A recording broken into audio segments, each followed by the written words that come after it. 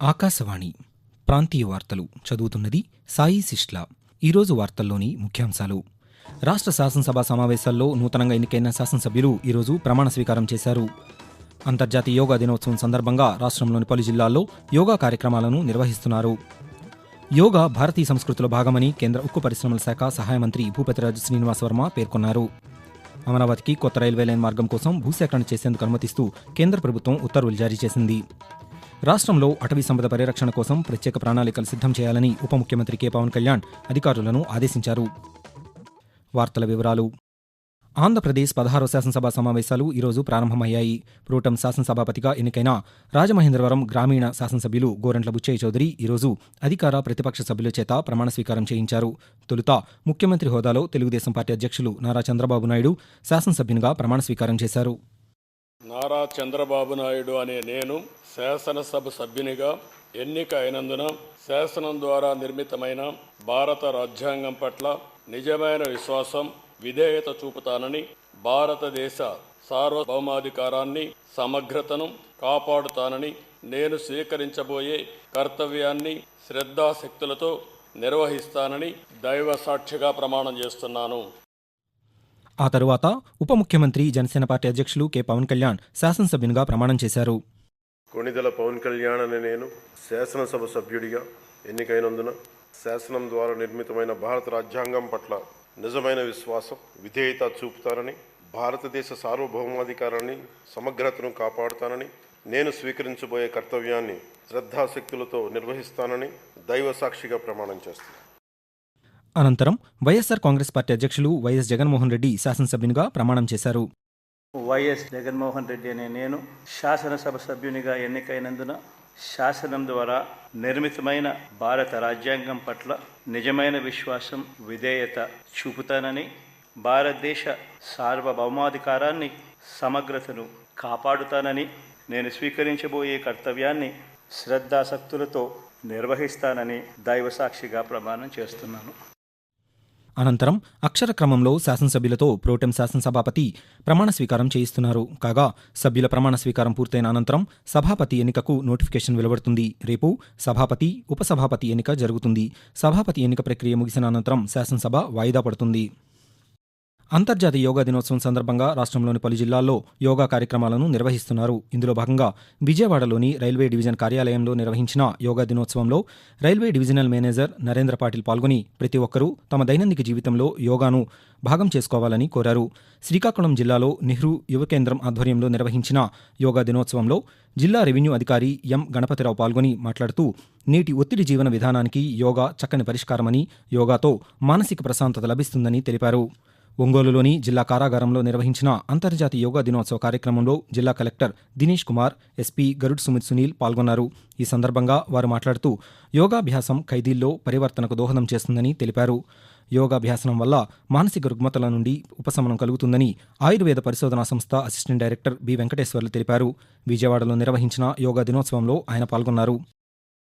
సంపూర్ణ ఆరోగ్యాన్ని పొందేందుకు yoga ఉపకరిస్తుందని doctor BR Ambedkar Konaseema జిల్లా కలెక్టర్ హిమాంశు శుక్లా తెలిపారు. అమలాపురంలో నిర్వహించిన యోగా దినోత్సవ వేడుకలో కలెక్టర్ పాల్గొన్నారు. యోగా సాధన భారత సంస్కృతిలో భాగమని పార్వతీపురం మన్యం జిల్లా ఐటీడీఏ ప్రాజెక్టు అధికారి సి విష్ణుచరణ్ తెలిపారు.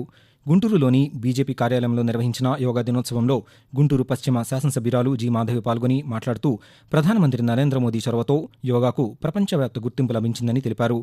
యోగా సాధన ద్వారా శారీరక బలంతో పాటు మానసిక బలం కూడా పెరుగుతుందని అనంతపురం జిల్లా collector doctor V Vinod Kumar పేర్కొన్నారు. యోగా దినోత్సవం సందర్భంగా యోగాభ్యాసంలో ప్రతిభ కనబరిచిన విద్యార్థులకు కలెక్టర్ సర్టిఫికెట్లను అందజేశారు. యోగా దినోత్సవాన్ని విజయనగరం జిల్లాలోని స్థానిక క్రీడా మైదానంలో నిర్వహించారు. ఈ కార్యక్రమంలో జిల్లా సంయుక్త కలెక్టర్ కె కార్తిక్ పాల్గొని యోగా ఆవశ్యకత గురించి వివరించారు. యోగా సంపూర్ణ ఆరోగ్యాన్ని పొందడానికి ఉపకరిస్తుందని, యోగా భారతీయ సంస్కృతిలో భాగమని కేంద్ర ఉక్కు పరిశ్రమల శాఖ సహాయ మంత్రి భూపతిరాజు శ్రీనివాస్ వర్మ తెలిపారు. అంతర్జాతీయ యోగా దినోత్సవం సందర్భంగా మంత్రి మాట్లాడుతూ మానసిక ప్రశాంతత కోసం ప్రపంచవ్యాప్తంగా నేడు యోగ సాధన చేస్తున్నారని తెలుపుతూ 2024 జూన్ 21వ తారీఖున 10వ అంతర్జాతీయ యోగా దినోత్సవం వేడుకుని భారతదేశంలోనే కాదు ప్రపంచంలో దాదాపు 150 దేశాల్లో పెద్ద ఎత్తున నిర్వహిస్తున్నటువంటి దినోత్సవం. యోగా చేయడం ద్వారా మన చుట్టుపక్కల ఉన్నటువంటి వ్యక్తుల్ని యోగా యొక్క ప్రాముఖ్యతను వివరించడం ద్వారా ముఖ్యంగా ఈ తరంలో ఉన్నటువంటి విద్యార్థులు కానీ యువకులు కానీ యోగా పట్ల ఆకర్షితులయ్యే విధంగా మనం అంతా కూడా ప్రయత్నం చేయాలి.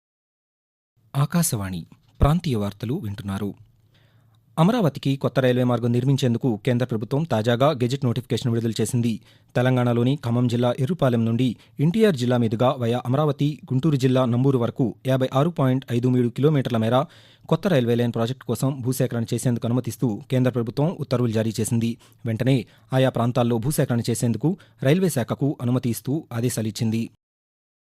రాష్ట్రంలో అటవీ సంపద పరిరక్షణ కోసం ప్రత్యేక ప్రణాళికలు సిద్ధం చేయాలని ఉప ముఖ్యమంత్రి కె పవన్ కళ్యాణ్ అధికారులను ఆదేశించారు. విజయవాడ క్యాంపు కార్యాలయంలో నిన్న రాష్ట్ర అటవీ, గ్రామీణాభివృద్ధి, సాంకేతిక శాఖల అధికారులతో ఆయన సమీక్ష నిర్వహించారు. ఈ సందర్భంగా పవన్ కళ్యాణ్ మాట్లాడుతూ మడ అడవుల పరిరక్షణకు అధిక ప్రాధాన్యత ఇవ్వాలని, వాటిని ధ్వంసం చేసేవారెవరినీ ఉపేక్షించవద్దని స్పష్టం చేశారు. గ్రామీణ ప్రాంత విద్యార్థుల్లో ప్రతిభను వెలికితీసేలా సైన్స్పై ఆసక్తి పెంచే కార్యక్రమాలు, విద్యా, వైజ్ఞానిక ప్రదర్శనలు నిర్వహించాలన్నారు. ఉపాధి హామీ నిధులు దుర్వినియోగం కాకుండా పనులను పర్యవేక్షించాలని అధికారులను ఆదేశించారు. ఉపాధి హామీ పథకాన్ని మరింత విస్తృతంగా గ్రామీణ అభివృద్ధి కోసం వినియోగించుకోవాలని పవన్ కళ్యాణ్ సూచించారు. తిరుపతి నుండి తిరుమలకు వెళ్లే శ్రీవారి మెట్టు మార్గంలో దివ్య దర్శనం టోకెన్ల స్కానింగ్ను పునఃప్రారంభించినట్లు తిరుమల తిరుపతి దేవస్థానం టీటీడీ ఒక ప్రకటనలో తెలిపింది. మెట్టు మార్గంలో టోకెన్ల స్కానింగ్ ట్రయల్ రన్ను నిన్న చేపట్టినట్లు టీటీడీ తెలిపింది. శ్రీవారి మెట్టు వద్ద దివ్య దర్శనం టోకెన్లు తీసుకున్న భక్తులు ఈ రోజు నుండి విధిగా 1200వ మెట్టు వద్ద స్కానింగ్ చేయించుకోవాల్సి ఉంటుందని, లేకుంటే నిర్దేశిత టైం స్లాట్తో దివ్య దర్శన క్యూలైన్లోకి అనుమతించడని స్పష్టం చేసింది. ఈ మార్పునకు అనుగుణంగా భక్తులు దర్శన ఏర్పాట్లు చేసుకోవాలని టీటీడీ సూచించింది. అంతర్జాతీయ యోగా దినోత్సవంలో భాగంగా సెంట్రల్ బ్యూరో ఆఫ్ కమ్యూనికేషన్స్ ఆధ్వర్యంలో ఈరోజు విశాఖపట్నంలోని బీచ్ రోడ్లో యోగా కార్యక్రమాన్ని నిర్వహించారు. ఈ కార్యక్రమంలో విశాఖపట్నం పార్లమెంటు సభ్యులు ఎం భరత్, పీఐబీ సిబిసి అదనపు డైరెక్టర్ జనరల్ రాజేందర్ చౌదరిలతో పాటు పలువురు సమాచార శాఖ అధికారులు పాల్గొన్నారు. ఈ సందర్భంగా పార్లమెంటు సభ్యులు శ్రీభరత్ మాట్లాడుతూ పాశ్చాత్య దేశాల్లో యోగాకు ఆదరణ పెరుగుతోందని తెలిపారు. యోగాతో ఆరోగ్య సమస్యలను ఎదుర్కొనవచ్చని తెలుపుతూ నార్మల్గా యోగా డే సెలబ్రేట్ చేసినప్పటి నుంచి సమాజంలో యోగా మీద అవేర్నెస్ అనేది బాగా పెరుగుతుంది. వెస్టర్న్ సివిలైజేషన్లో యోగా విలువ బాగా రియలైజ్ అయ్యి యోగా మీద చాలా ఇన్నోవేషన్స్ చేయాలనే కోరిక తప్పన కనపడుతుంది. కానీ మన దేశంలో ఏంటి అంటే యోగా ప్రాక్టీస్ అనేది అనుకున్న విధంగా ఇంకా పెరగలేదని నేను భావిస్తున్నాను. చాలా సమస్యలకి యోగా, మెడిటేషన్ వల్ల పరిష్కారం వస్తుందని నేను నమ్ముతున్నాను. ప్రతిరోజు యోగా సాధన ద్వారా శారీరక బలంతో పాటు మానసిక బలం కూడా పెంపొందుతుందని రాష్ట్ర గనులు, ఎక్సైజ్ శాఖ మంత్రి కొల్లు రవీంద్ర పేర్కొన్నారు. కృష్ణా జిల్లా మచిలీపట్నంలో పోలీస్ మైదానంలో 10వ అంతర్జాతీయ యోగా దినోత్సవాన్ని నిర్వహించారు. ఈ సందర్భంగా మంత్రి మాట్లాడుతూ యోగాసన ప్రక్రియ ప్రతిరోజు చేయడం ద్వారా శరీరంలో నిస్తేజమైన శక్తిని మేల్కొల్పడానికి ఉపయోగపడి శారీరక, మానసిక దృఢత్వాన్ని అందిస్తుందని తెలిపారు. ప్రతి ఒక్కరూ నిత్య జీవితంలో యోగాను భాగం చేసుకోవాలని మంత్రి పేర్కొన్నారు. టమాటా ధరలు అధికంగా ఉన్న నేపథ్యంలో వినియోగదారులకు రైతు బజార్ల ద్వారా అందించనున్నట్లు ఎన్టీఆర్ జిల్లా కలెక్టర్ ఎస్ ఢిల్లీరావు తెలిపారు. నిన్న విజయవాడలోని కలెక్టర్ కార్యాలయంలో జిల్లా ధరల పర్యవేక్షణ కమిటీ సమావేశాన్ని నిర్వహించారు. మార్కెట్లో టమాటా, ఉల్లిపాయలు, ఇతర కూరగాయల లభ్యతతో పాటు వాటి ధరలపై సమావేశంలో చర్చించారు. ఈ సందర్భంగా కలెక్టర్ మాట్లాడుతూ టమాటా ధరలు అధికంగా ఉన్న నేపథ్యంలో రైతు బజార్ల ద్వారా అందించేందుకు మార్కెటింగ్ శాఖ చర్యలు చేపట్టిందన్నారు. వాతావరణం. నైరుతి రుతుపవనాలు రాష్ట్రమంతటా విస్తరించాయని, కర్ణాటక, కేరళ తీరాల మీదుగా ద్రోణి కొనసాగుతోందని అమరావతి వాతావరణ కేంద్రం తెలిపింది. దీని ప్రభావంతో రాష్ట్రంలో రానున్న 2 రోజుల పాటు పార్వతీపురం మన్యం, అల్లూరి సీతారామరాజు, కాకినాడ, కోనసీమ, తూర్పుగోదావరి, పశ్చిమ గోదావరి, ఏలూరు, కృష్ణా జిల్లాల్లో అక్కడక్కడ పిడుగులతో కూడిన తేలికపాటి వర్షాలు కురిసే అవకాశం ఉందని తెలిపింది. ఆకాశవాణి ప్రాంతీయ వార్తలు ముగించే ముందు ముఖ్యాంశాలు మరొకసారి. రాష్ట్ర శాసనసభ సమావేశాల్లో నూతనంగా ఎన్నికైన శాసనసభ్యులు ఈరోజు ప్రమాణ స్వీకారం చేశారు. అంతర్జాతీయ యోగా దినోత్సవం సందర్భంగా రాష్ట్రంలోని పలు జిల్లాల్లో యోగా కార్యక్రమాలను నిర్వహిస్తున్నారు. యోగా భారతీయ సంస్కృతిలో భాగమని కేంద్ర ఉక్కు పరిశ్రమల శాఖ సహాయ మంత్రి భూపతిరాజు శ్రీనివాస్ వర్మ పేర్కొన్నారు. అమరావతికి కొత్త రైల్వే మార్గం కోసం భూసేకరణ చేసేందుకు అనుమతిస్తూ కేంద్ర ప్రభుత్వం ఉత్తర్వులు జారీ చేసింది. రాష్ట్రంలో అటవీ సంపద పరిరక్షణ కోసం ప్రత్యేక ప్రణాళికలు సిద్ధం చేయాలని ఉప ముఖ్యమంత్రి కె పవన్ కళ్యాణ్ అధికారులను ఆదేశించారు. ఆకాశవాణి ప్రాంతీయ వార్తలు ఇంతటితో సమాప్తం.